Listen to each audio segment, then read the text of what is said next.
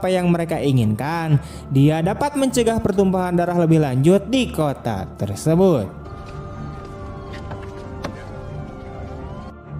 Keesokan harinya, Ryan kemudian kembali beraksi di mana dia mengincar sebuah truk milik geng tersebut yang akan mengantarkan sabu-sabu ke kota lain. Dia mengikuti konvoi tersebut secara diam-diam sebelum mengempiskan ban truk tersebut dan memaksa sopirnya untuk keluar. Namun ketika pengemudi keluar, Ryan kemudian menyergapnya dan membenturkan kepala pria itu ke pintu mobil. Kemudian dia meledakkan truk tersebut.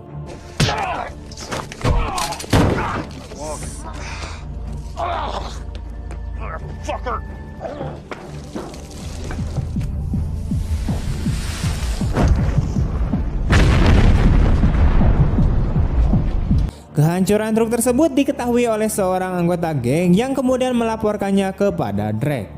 Drake pun sangat marah karena truk itu penuh dengan banyak mat. Ryan berhasil selamat meskipun tertembak. Di masa sekarang, Ryan terlihat sedang berkendara di sekitar kota ketika ia menemukan beberapa sepeda motor yang diparkir di depan sebuah gedung. Beberapa saat kemudian, seorang anggota geng motor kemudian keluar dari gedung tersebut dan melihat seekor anjing yang terus menggonggong padanya, di mana dia menjadi sangat kesal. Jadi dia mengeluarkan pistolnya berniat untuk membungkam anjing tersebut. Untungnya sebelum dia menarik pelatuknya, Ryan kemudian datang untuk menghentikannya sebelum memberinya pelajaran dengan memukulinya.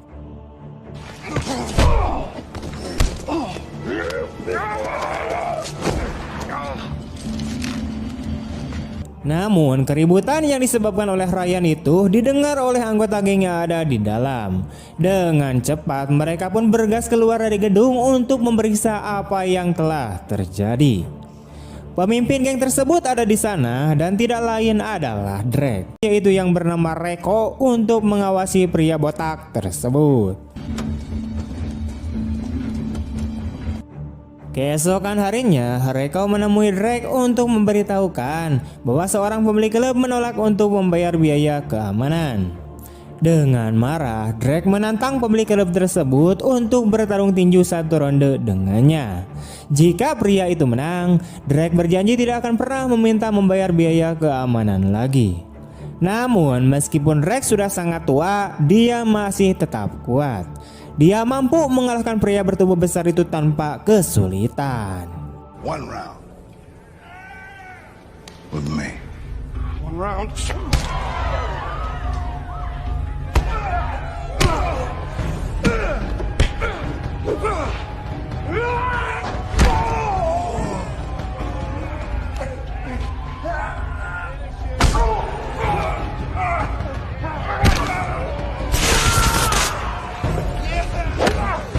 Drake sangat marah melihat orang kesayangannya telah mati. Dia pun segera memerintahkan semua anak buahnya yang tersisa untuk berkumpul dan menyiapkan senjata karena mereka akan memburu Ryan.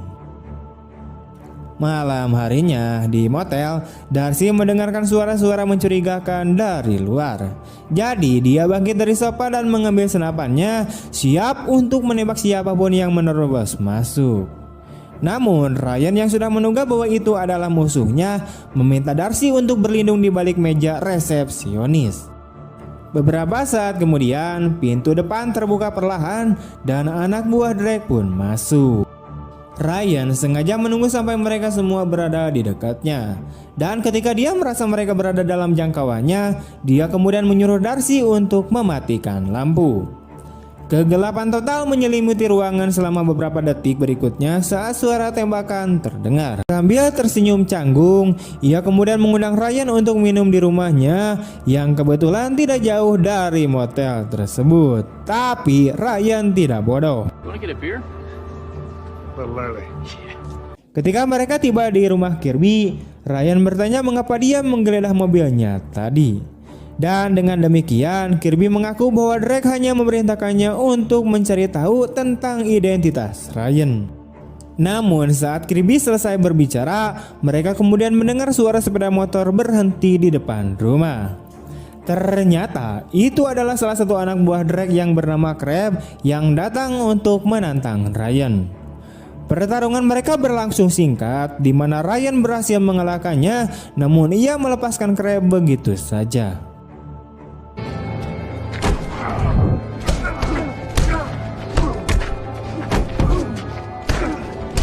God damn it.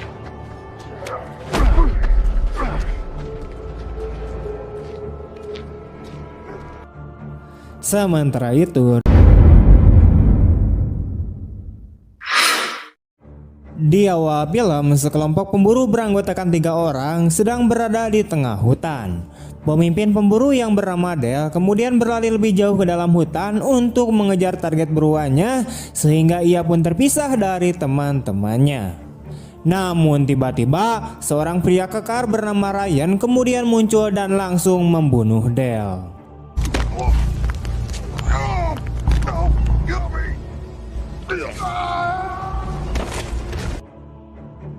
Di sini diketahui jika Ryan adalah mantan perwira polisi dan motif Ryan membunuh Dale adalah sebagai balas dendam karena Dale terlibat dalam pelaku pembantaian keluarganya beberapa tahun yang lalu.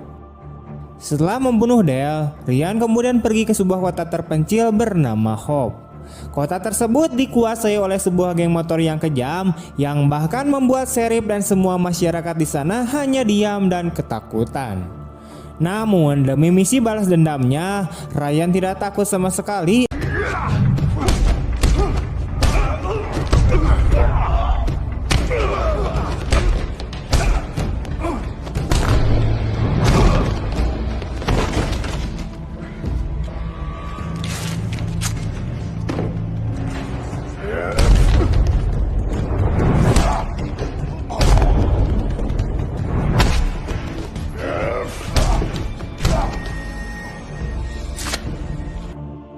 Namun saat Ryan mengira dirinya telah menang, Drake kemudian kembali bangkit dan mengambil pisau berniat menebas Ryan dari arah belakang. Untungnya agen prank dari FBI tiba tepat pada waktunya. Ia menembak mati Drake sebelum menebas Ryan. Saat itu FBI memang datang ke Hope untuk membasmi geng Drake yang telah menindas penduduk kota. Prank memutuskan untuk tidak menangkap Ryan karena merasa polisi masih membutuhkan sosok seperti dirinya. Dan dengan demikian Ryan pun pergi meninggalkan kota tersebut, mengingat kota tersebut dikenal sangatlah berbahaya. Namun Ryan hanya menjawab bahwa dia datang untuk suatu urusan. Di tempat lain, seorang agen khusus FBI bernama Frank sedang mengatur rencana dengan rekan-rekannya untuk memburu Dale yang selain melakukan kejahatan membunuh orang, ia juga merupakan seorang pemerkaos. Namun ketika mereka sedang berdiskusi, seorang agen lain masuk ke ruangan dan memberitahu mereka bahwa Dale telah ditemukan tewas. Adegan ini kemudian menunjukkan kilas balik saat Ryan menjadi seorang polisi. Dia sendiri merayakan pesta dengan keluarga dan teman-temannya ketika tiba-tiba sekelompok penjahat datang dan mulai menembaki semua orang yang ada di sana, termasuk Ryan dan keluarganya. Wait, I'll be right back.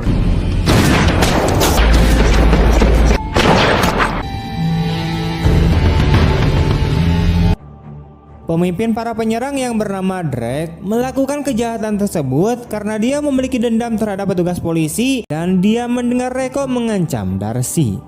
Jadi dia menghentikan Reiko dengan cara yang dia tahu, yaitu dengan kekerasan.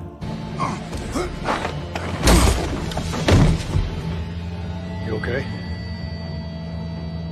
Melihat Reiko dipukuli dan dilempar-lempar seperti itu, Darcy kemudian memperingatkan Ryan bahwa orang yang dipukulinya adalah adik dari pemimpin geng motor brutal, yaitu Drake.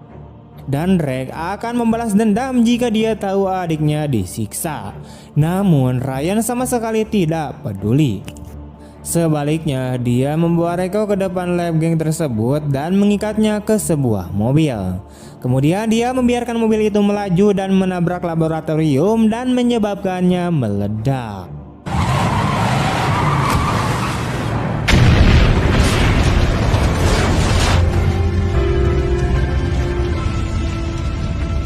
Tidak butuh waktu lama bagi Drake dan gengnya untuk menyadari ledakan tersebut.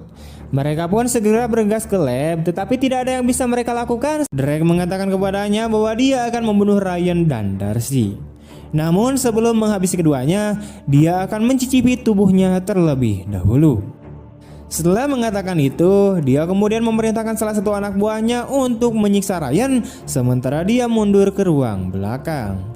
Dan demikian penyiksaan pun dimulai. Pria tangguh itu memukuli Ryan dengan keras dan dia tampak menikmatinya. Namun tiba-tiba Ryan dapat melepaskan tali yang mengikat lengannya sehingga dia dapat memukuli balik pria tangguh itu. But Drake wants you alive.